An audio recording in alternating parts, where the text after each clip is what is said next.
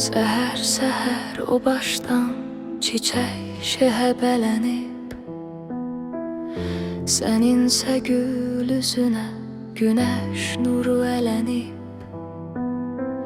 Qəlb şəfəqə bürünüb gözlərinə vuruldu, həsrətindən axan yaş yanağımda duruldu.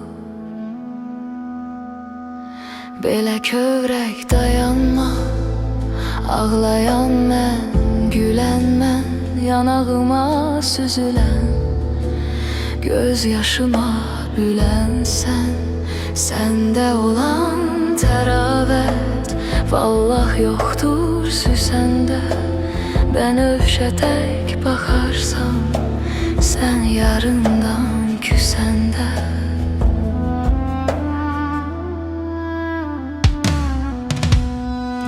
Özün ince ter çiçek, kipriğin oxandırır.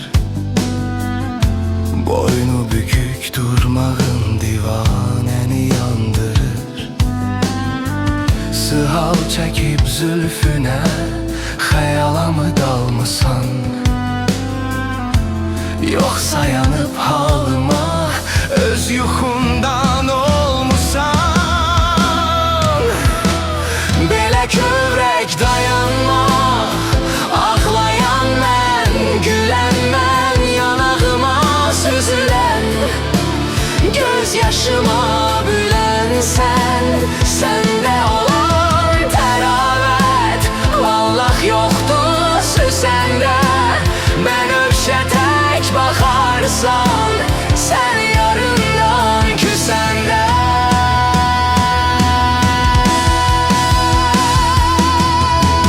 Çəkir məni dağlara bu eşqinin oyunu, ürək səndən xəbərsiz eyləyir öz toyunu.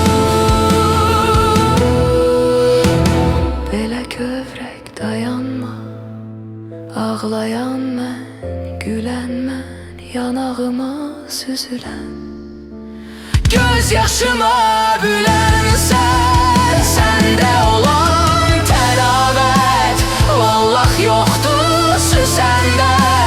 Bənövşə tək baxarsan, sən yarından küsəndə.